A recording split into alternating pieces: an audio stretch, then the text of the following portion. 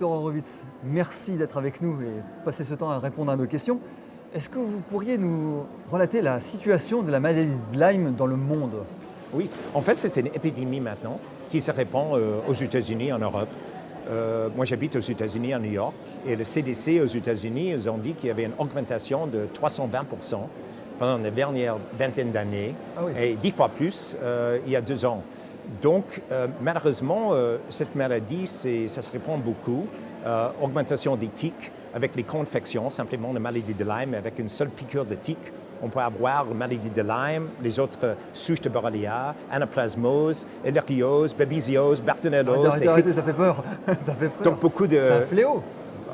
Donc, tous les virus, les bactéries, les parasites qui entrent dans le corps avec une seule morsure d'une tique. Donc, c'est dangereux. Ça peut passer du mère jusqu'à l'enfant. C'est dans une risque de transfusion. C'est dans le sang maintenant aussi, et même par voie sexuelle. Il y a quand même des études scientifiques là-dessus qui ont été publiées l'année passée. Donc, morsure de tique, les autres façons de l'attraper, et ça imite toutes les maladies, donc syndrome de fatigue chronique, la fibromyalgie, la maladie auto-immune, les troubles psychologiques. Tout ça, ça peut être la maladie de Lyme, c'est les grands imitateurs. Donc, les tests ne sont pas fiables, ça se répand partout, ça imite toutes les maladies chroniques, c'est un grand problème. Ah oui, mais c'est un problème. C'est reconnu mondialement comme une maladie. Ah oui. Parce qu'en France, j'ai su qu'on avait quelques difficultés à faire reconnaître la maladie de Lyme en tant que. Mais c'est parce pathologie. qu'on utilise les tests qui ne sont pas fiables. Ah, c'est ça. Mais il y a les tests à 2 étapes. On utilise dans un test qui s'appelle ELISA. Et si l'ELISA est négatif, on ne fait pas un Western blot. Mais finalement, les ELISA, il y a 300 souches de Borrelia dans le monde. Et on fait un ELISA sur une seule souche. Ah oui, donc on peut passer à côté et on a 300 chances. On passe à côté tout le temps. D'accord. Donc, ce n'est pas possible. Et alors, Christian Perron, qui est infectiologue ici à Paris, à Garches, oui, il sait bien, comme infectiologue, qu'il faut utiliser donc, beaucoup de différentes souches. Alors, Madame Chaleur, qui était à Strasbourg, elle avait un labo en utilisant les différentes souches de Borrelia, et on a trouvé beaucoup plus de maladies de Lyme. Mais du fait que les tests ne sont pas assez sensibles, ils ne sont pas fiables, les gens passent à côté. Et pourquoi on ne met pas en place ces tests? Pourquoi on les valide pas d'une façon systématique? Pourquoi c'est pas fait? Il y a un problème politique aussi médical. C'est pas vrai. Donc avec les labos, c'est pas facile. Donc j'ai parlé à Toulouse il y a quelques années avec les infectiologues. J'ai montré des études scientifiques que les tests ne sont pas fiables, mais les infectiologues et les gens, il y a 2 guidelines qui existent pour la maladie de Lyme. Ceux de IDSA, des infectiologues aux États-Unis, et ceux de ILADS. Donc moi, j'étais membre fondateur. Mais les guidelines sont complètement différentes. Il y a une qui dit, oui, les tests sont fiables, 30 jours d'antibiotiques, c'est fini. D'autres guidelines, ils disent exactement le contraire. Donc, les tests ne sont pas fiables. Donc, les gens, ils ne savent pas exactement quoi faire parce qu'ils ont des 2 guidelines comme ça.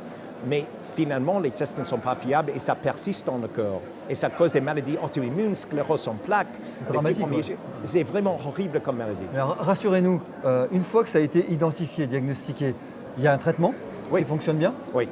En fait, les traitements, le problème avec les traitements, moi, je donne les produits naturels, donc les phytothérapies, et aussi les antibiotiques. Et j'ai fait des combinaisons des 2.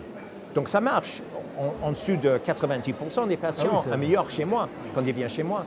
Les Français qui viennent chez moi, parfois qu'ils ont la maladie de Lyme, qui restent encore malades, moi, je trouve les parasites comme la babésiose, les bartonelloses, donc les autres co-infections qui sont dans le corps, et les médecins, ils ne cherchent pas pour les co-infections.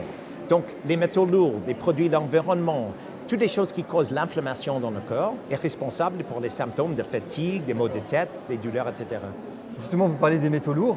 Je crois que vous avez élaboré un protocole de chélation, donc d'extraction des métaux lourds. Ouais. Vous pourriez en 2 mots nous dire en quoi ça consiste? Oui, en fait, j'ai commencé il y a à peu près une quinzaine d'années de chercher pour les métaux lourds parce que le mercure cause exactement les mêmes symptômes que la maladie de Lyme. Ah oui, c'est fatigue, similaire? Oui, exactement similaire. Fatigue, maux de tête, les paresthésies, douleurs dans les articulations, les problèmes de mémoire, les problèmes psy.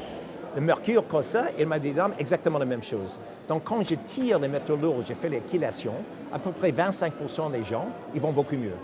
Donc, j'utilise donc les produits naturels comme le boue, le chlorella, le charbon actif, mais aussi le DMSA. Parce que c'est nécessaire. C'est nécessaire chez certaines personnes. Et comment vous mettez en évidence l'intoxication par les métaux lourds?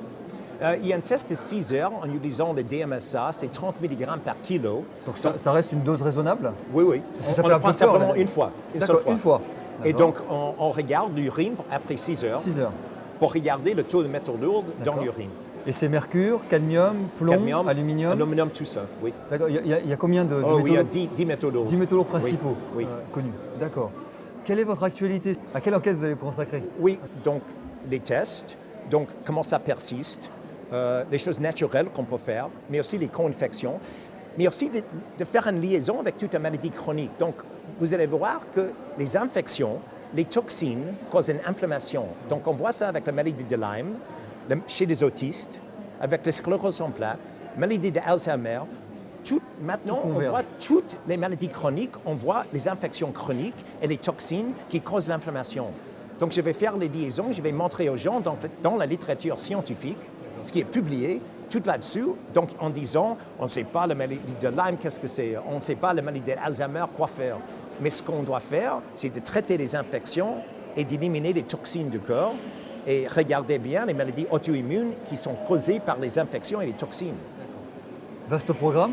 Merci d'avoir pris ce temps pour répondre à vos questions Oui, et bien à sûr. très bientôt.